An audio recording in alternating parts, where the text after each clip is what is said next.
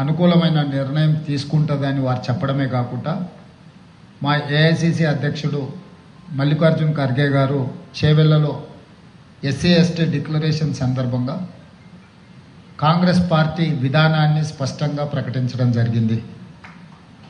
ఆ నేపథ్యంలో చాలా సంవత్సరాల నుంచి నానుతూ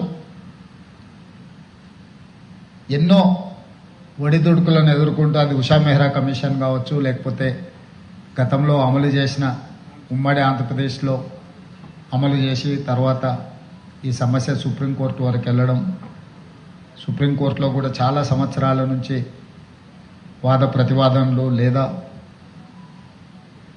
పంజాబ్ కేసు పెండింగ్ ఉండడం, ఆనాటి ప్రభుత్వాలు ఈ అంశాన్ని సుప్రీంకోర్టులో సరైన విధంగా వాదించకపోవడం వల్ల, అందులో భాగస్వామ్యం తీసుకోకపోవడం వల్ల చాలా సంవత్సరాల నుంచి వాయిదాలు పడుతూ వచ్చింది. కాంగ్రెస్ ప్రభుత్వం బాధ్యత చేపట్టిన తర్వాత మిత్రుడు దామోదర్ రాజనరసింహ గారిని పిలిచి సుప్రీంకోర్టులో కేసు మాదిగ వర్గీకరణ ఉపకులాలకు సంబంధించి కేసు ఉన్నది. తెలంగాణ రాష్ట్ర ప్రభుత్వము ఈ కేసులో ఇంప్లీడ్ అయి మన వాదనలను వినిపించి తద్వారా వీళ్లకు న్యాయం చేయాలని చర్చ చేసి శాసనసభలో ఉన్న పార్టీలకు అతీతంగా అందరినీ మాదిగ ఎమ్మెల్యేలను దామోదర్ రాజనరసింహ గారి నేతృత్వంలో పిలిపించి నేను మాట్లాడి అభిషేక్ సింఘ్వీని, ముఖ్యమైన సల్మాన్ ఖుర్షీద్ను, ఇలాంటి ప్రముఖ సుప్రీంకోర్టు న్యాయవాదులను నియమించి దామోదర్ రాజనరసింహ గారి నేతృత్వంలో తెలంగాణ రాష్ట్ర ప్రభుత్వం సుప్రీంకోర్టు కేసులో ఇంప్లీడ్ అయి ఆ కేసులో వాదన వినిపించి ఆ జడ్జిమెంట్ రావడానికి తెలంగాణ రాష్ట్ర ప్రభుత్వం చాలా క్రియాశీలక పాత్ర పోషించింది. చాలా మంది జడ్జిమెంట్ వాటంతటా అదే వచ్చిందని మిత్రులు అనుకుంటున్నారు. కాదు,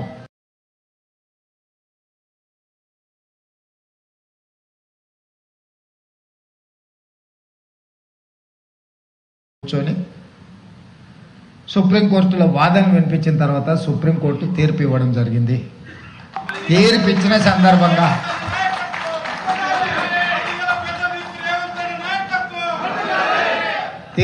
సందర్భంగా శాసనసభ జరుగుతూ ఉండే నాకు అధికారులు సుప్రీంకోర్టులో అనుకూలమైన తీర్పు వచ్చిందని చిట్టి పంపిస్తే అక్కడికక్కడే శాసనసభలో స్పష్టంగా సుప్రీంకోర్టు ఇచ్చిన తీర్పును తూచా తప్పకుండా తెలంగాణ రాష్ట్ర ప్రభుత్వం అమలు చేస్తుందని శాసనసభ వేదికగా నేను చెప్పడం జరిగింది.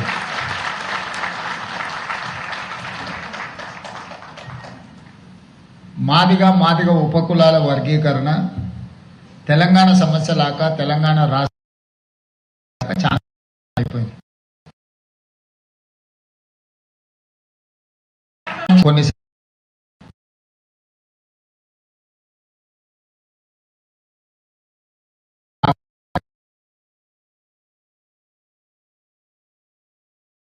ఉస్మానియా యూనివర్సిటీ స్టూడెంట్లమని చెప్పుకునే ఉస్మానియా యూనివర్సిటీకి మొట్టమొదటిసారి 100 సంవత్సరాల హిస్టరీలో ఒక మాదిగ వైస్ ఛాన్సలర్గా మన ప్రభుత్వం నియమించింది.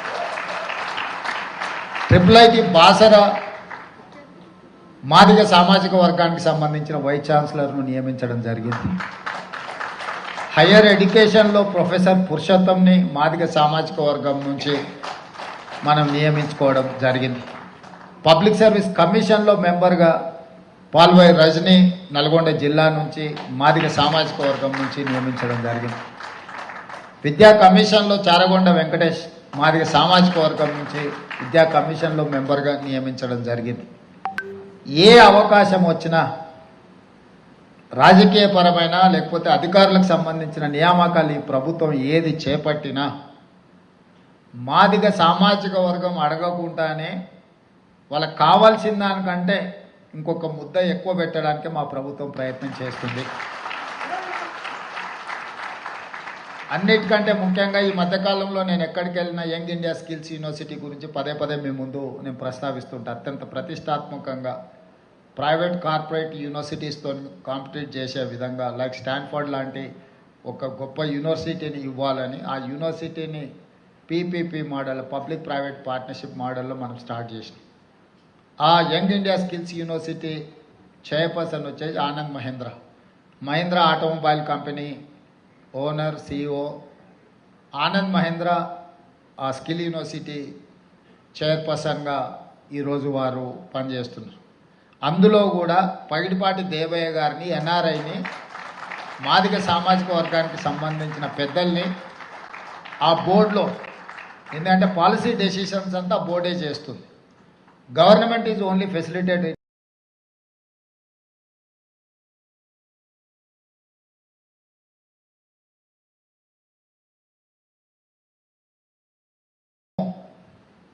మీకు అన్యాయం జరగనివ్వదు. ఈ రాష్ట్ర ప్రభుత్వం మీకు న్యాయం చేయడానికి అన్ని విధాలుగా ప్రయత్నం చేస్తుంది. అమలు చేసే క్రమంలో కొన్నిసార్లు కొన్ని పరిస్థితులు ఒకరోజు వెనక ఒకరోజు ముందు ఉండొచ్చు, కానీ మీకు తప్పకుండా న్యాయం చేస్తుందని తెలియజేస్తూ, అదేవిధంగా సదాలక్ష్మి గారు ఆనాడు ఉమ్మడి ఆంధ్రప్రదేశ్లో డిప్యూటీ స్పీకర్గా తెలంగాణ ప్రాంతంలో బాగా పాపులర్గా, ఇంతకుముందే రత్నప్రభ గారు వారి విగ్రహం ఉంటే బాగుంటుంది, వారి జయంతి వర్ధంతులు ప్రభుత్వం వారిని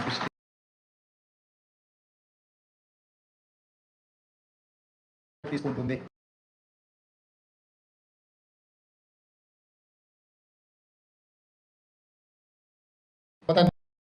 జరిగిందో ఒక స్పష్టమైన కాంగ్రెస్ పార్టీ విధాన ప్రకటన చేసింది.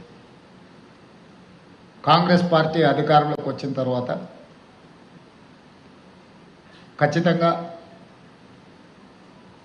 మాదిగ ఉపకులాల వర్గీకరణకు సంబంధించి అనుకూలమైన నిర్ణయం తీసుకుంటుందని వారు చెప్పడమే కాకుండా, మా ఏఐసిసి అధ్యక్షుడు మల్లికార్జున్ ఖర్గే గారు చేవెళ్లలో ఎస్సీ ఎస్టీ డిక్లరేషన్ సందర్భంగా కాంగ్రెస్ పార్టీ విధానాన్ని స్పష్టంగా ప్రకటించడం జరిగింది. ఆ నేపథ్యంలో చాలా సంవత్సరాల నుంచి నానుతూ ఎన్నో ఒడిదుడుకులను ఎదుర్కొంటూ, అది ఉషా మెహ్రా కమిషన్ కావచ్చు, లేకపోతే గతంలో అమలు చేసిన ఉమ్మడి ఆంధ్రప్రదేశ్లో అమలు చేసి తర్వాత ఈ సమస్య సుప్రీంకోర్టు వరకు వెళ్ళడం, సుప్రీంకోర్టులో కూడా చాలా సంవత్సరాల నుంచి వాద ప్రతివాదనలు లేదా పంజాబ్ కేసు పెండింగ్ ఉండడం, ఆనాటి ప్రభుత్వాలు ఈ అంశాన్ని సుప్రీంకోర్టులో సరైన విధంగా వాదించకపోవడం వల్ల, అందులో భాగస్వామ్యం తీసుకోకపోవడం వల్ల చాలా సంవత్సరాల నుంచి వాయిదాలు పడుతూ వచ్చి కాంగ్రెస్ ప్రభుత్వం బాధ్యత చేపట్టిన తర్వాత మిత్రుడు దామోదర్ రాజనరసింహ గారిని పిలిచి సుప్రీంకోర్టులో కేసు మాదిగ వర్గీకరణ ఉపకులాలకు సంబంధించి కేసు ఉన్నది.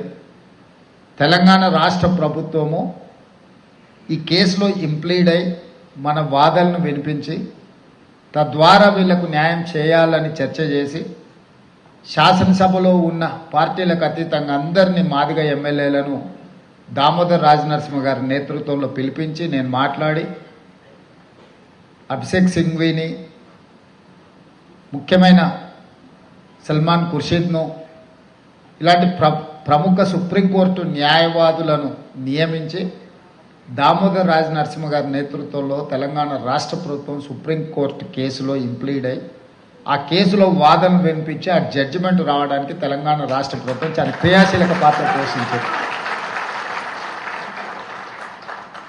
చాలామంది జడ్జిమెంట్ వాటంతటా అదే వచ్చిందని మిత్రులు అనుకుంటున్నారు. కాదు.